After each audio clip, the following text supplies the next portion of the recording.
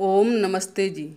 आपका हार्दिक स्वागत है आपका अपना चैनल वैदिक ज्ञान विज्ञान में।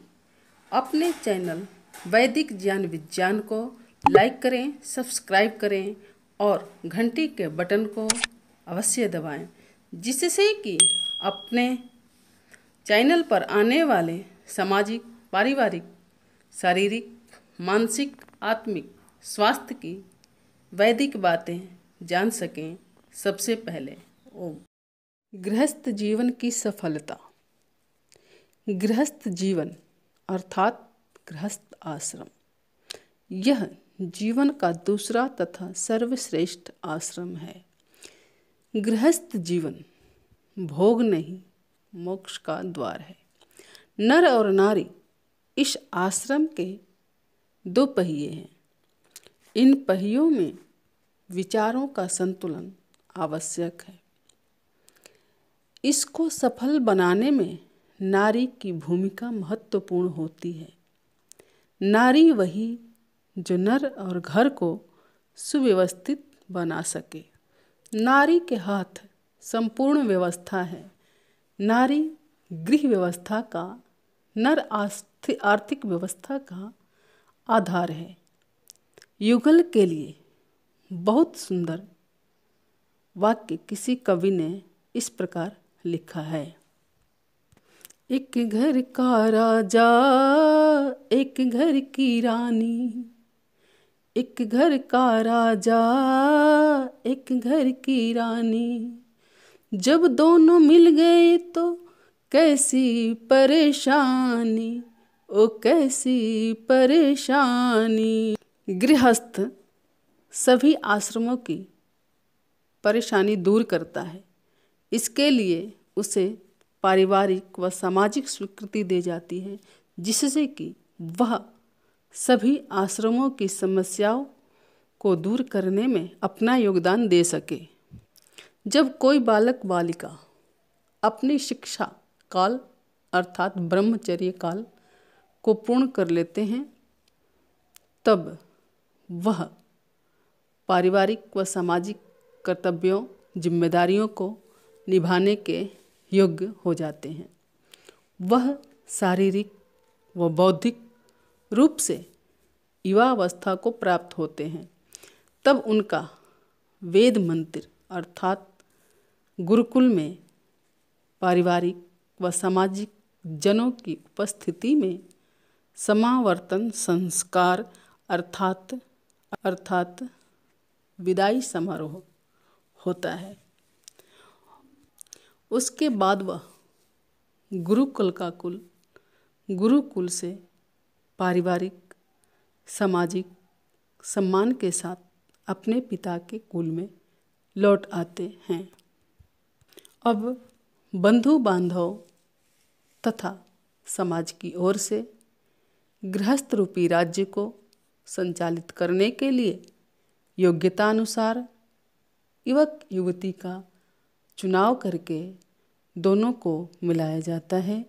इस मिलन समारोह को सगाई कहते हैं, वागदान संस्कार कहते हैं। इस मिलन समारोह पर युवा युवती के माता पिता, सगे संबंधी तथा और संबंधीजन अपनी खुशी एक दूसरे के साथ साझा करते हैं। उसके बाद विवाह की तैयारी आरंभ होती है। विवाह संस्कार होने के बाद ही युवा युवती पति और पत्नी कहलाते हैं। पति का अर्थ होता है पालन करने वाला, पत्नी का अर्थ होता है भरण पोषण करने वाली। पति धनार्जन करता है, पत्नी धन का सदुपयोग पति की पवित्र कमाई से घर परिवार का पालन पोषण करती हुई अपने घर का मान सम्मान बनाए रखती है। नारी कौशल से ही गृह का निर्माण होता है। नारी अपनी कुशलता के कारण गृहिणी कहलाती है। गृहस्थ आश्रम मानव जीवन के उत्थान का प्रथम सोपान है धर्म, अर्थ, काम और मोक्ष नामक पुरुषार्थ चतुष्टय की प्राप्ति करता है। इसको प्राप्त किए बिना जीवन का उत्थान संभव नहीं है। गृहस्थ आश्रम एक प्रयोगशाला है, पाठशाला है, जहाँ पढ़ना, पढ़ाना, सुनना, सुनाना, समझना, समझाना, सीखना, सिखाना, जीवन की समस्त क्रियाएं संपन्न होती हैं। जो व्यक्ति इस पाठशाला में अपने पाठ्यक्रम को पूर्ण करता है वही सफल मनुष्य कहलाता है। गृहस्थ जीवन एक तपस्थली है। यहाँ सदाचार, सद्व्यवहार, अनुशासन, सभ्यता, संस्कृति सब कुछ प्राप्त होता है। यह संस्कृति का आधार है। संस्कृति रक्षा का आधार है। राग द्वेष से दूर होने का यह मार्ग है। सबसे महत्वपूर्ण बात यह है कि सृष्टि के संचालन में, वृद्धि में यह अहम भूमिका निभाता है। ब्रह्मचर्य, वानप्रस्थ और संन्यास तीनों आश्रमों का पालन करता है। ब्रह्मचर्य काल ग्रहण काल है। मानव इस काल में माता पिता, आचार्य व समाज से लेता है। गृहस्थ काल में अपने धर्म का पालन करते हुए उसे लौटाता है। वानप्रस्थ और संन्यास काल अपने अनुभव को समाज में साझा करता है। जीवन में आने वाली कठिनाइयों से अवगत कराता है, उसे सचेत करता है। जो गृहस्थ से वानप्रस्थ व संन्यास धारण किया है वही गृहस्थ को अपने जीवन के अनुभव से लाभ पहुंचा सकता है और गृहस्थ लाभ उठा सकते हैं। गृहस्थ धर्म को न अपनाने वाले ब्रह्मचारी, वानप्रस्थी व सन्यासी से मार्गदर्शन लेने वाला गृहस्थी भटक सकता है।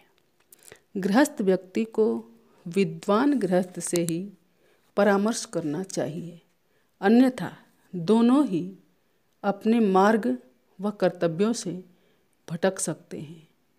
वेद व मनुस्मृति में मनु महाराज ने गृहस्थ धर्म को सर्वश्रेष्ठ आश्रम कहा है। गृहस्थ जीवन को, गृहस्थ आश्रम को सफल बनाने के लिए हमें क्या करना चाहिए, आइए उसके कुछ महत्वपूर्ण बिंदुओं पर विचार करते हैं। पहला बिंदु है समर्पण। पति पत्नी का एक दूसरे के प्रति समर्पण का होना अति आवश्यक है।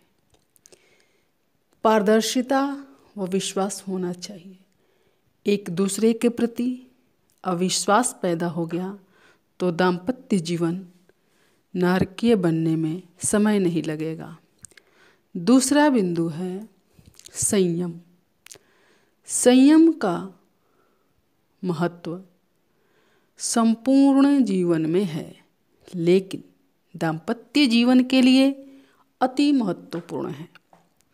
काम, क्रोध, लोभ, मोह, अहंकार पर संयम किए बिना गृहस्थ जीवन का आनंद नहीं ले सकते। गृहस्थ जीवन काम, क्रोध, लोभ, मोह आदि पर नियंत्रण करने का एकमात्र साधन है। तीसरा बिंदु है निर्णय। सुव्यवस्थित व स्वस्थ गृहस्थ के लिए पति पत्नी का सम्मिलित अपना निर्णय होना चाहिए, तीसरे व्यक्ति का नहीं, चाहे वो ससुराल पक्ष का हो या मायका पक्ष का। आज तक का अनुभव है कि कोई भी गृहस्थ बिखरा है, टूटा है, तो इन दोनों के हस्तक्षेप के कारण। अपना निर्णय अपने हाथ रखिए, गृहस्थ जीवन सुखमय बनाइए। चौथा बिंदु है विचार। अपने शुभ चिंतकों व शुभ चिंतकों की बातों पर विचार अवश्य करना चाहिए, क्योंकि समाज में अच्छे बुरे सभी तरह के लोग हैं और उनके द्वारा विचार दिए जाते हैं, परामर्श दिया जाता है कि ये करो या वो करो। तो जो भी विचार मिलते हैं, जो भी देते हैं, उस विचार पर मंथन अवश्य करें। कोई बिंदु यदि मिलता है सकारात्मक, तो उस बिंदु को अवश्य अपनाएं। पांचवा बिंदु है आर्थिक व्यवस्था। आर्थिक व्यवस्था के आधार पर ही व्यय अर्थात खर्च करना चाहिए। इस विषय में जगत प्रसिद्ध लोकोक्ति है, तेते पाँव पसारिए जेते लांबी सौर।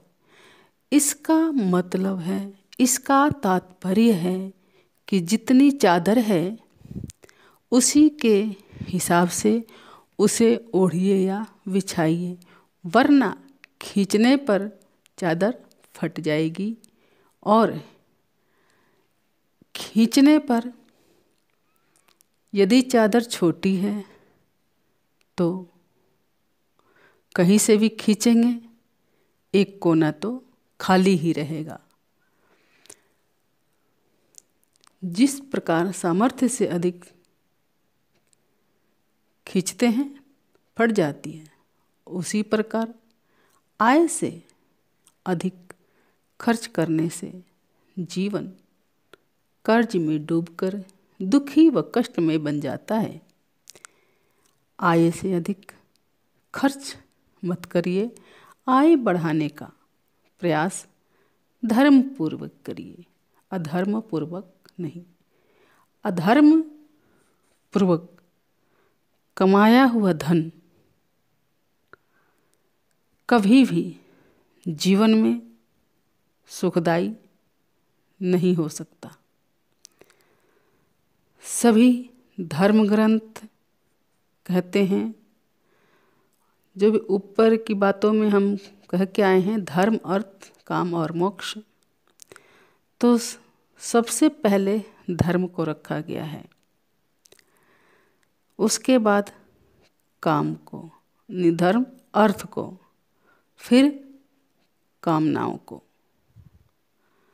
धर्म पूर्वक अर्थ को कमाना और उन धर्म पूर्वक कमाए हुए धन से अपने यथोचित सुखकर कामनाओं को, परोपकारी कामनाओं को पूर्ण करना।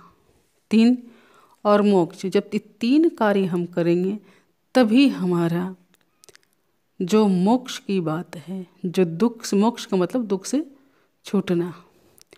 तो जब हम धर्म पूर्वक अर्थ को कमाएंगे और अर्थ कमाए हुए अर्थ से जब हम अपनी कामनाओं की पूर्ति करेंगे तभी हमारे कष्ट का निवारण हो सकता है, अन्यथा नहीं। छठा बिंदु है संतोष। जीवन के हर परिस्थिति में संतोष अर्थात संतुष्टि आवश्यक है। संतोष के विषय में एक वाक्य प्रसिद्ध है, परद्रव्येषु लोष्ठवत्, अर्थात दूसरे की वस्तु को ढेले के समान समझो, मिट्टी के समान समझो। एक दूसरे के प्रति किसी भी बात से हम इतना ना असंतुष्ट हों कि हम बिखर व टूट जाएं। हमें ताला चाबी की तरह एक होकर जीवन को संचालित करना चाहिए, एक दूसरे से बंध कर करना चाहिए। 7वां बिंदु है संवेदना। संवेदना अर्थात एक दूसरे की भावनाओं का सम्मान करना चाहिए। हमारे अंदर किसी के कष्ट के निवारण की भावना सदा जागृत रहनी चाहिए, कष्ट पहुंचाने का नहीं। संवेदनाएं ही हमें आपस में जोड़े रखती है। इन संवेदनाओं के कारण ही परिवार और समाज बनते और टूटते हैं, बिखरते हैं। 8वां बिंदु है सामर्थ्य। वैवाहिक जीवन को सुखमय बनाने के लिए पति पत्नी को शारीरिक, मानसिक व आर्थिक रूप से समर्थ अर्थात मजबूत होना आवश्यक है, जिससे कि वह अपनी आवश्यकताओं को पूर्ण कर सके। 9वां बिंदु है कर्तव्य। पति पत्नी को गृहस्थ धर्म का पालन, निर्वहन कर्तव्यनिष्ठ होकर करना चाहिए, बोझ समझ करके नहीं। 10वां बिंदु है बुद्धि, जो सबसे महत्वपूर्ण है।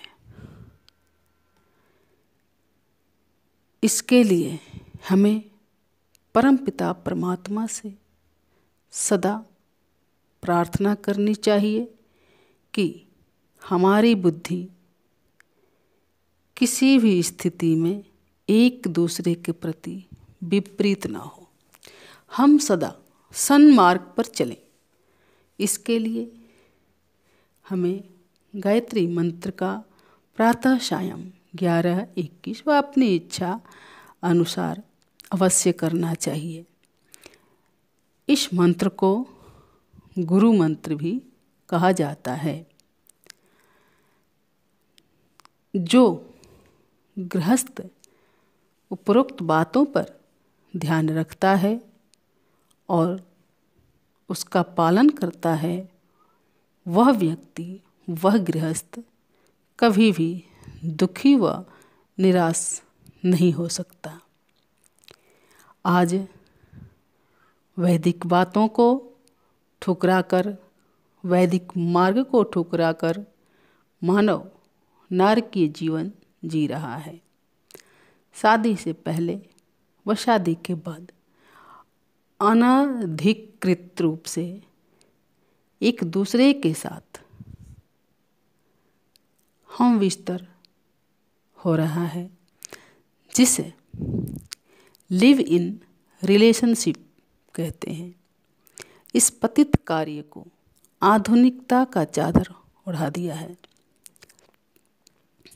वैदिक भाषा व मान्यता के अनुसार ऐसे कार्य करने वाले को समाज व्यभिचारी कहता है, जिसे पशु से भी निम्न व गिरा हुआ कहा गया है, क्योंकि अपने स्वाभाविक गुणों से विपरीत कोई भी कार्य पशु नहीं करते, लेकिन मानव अपने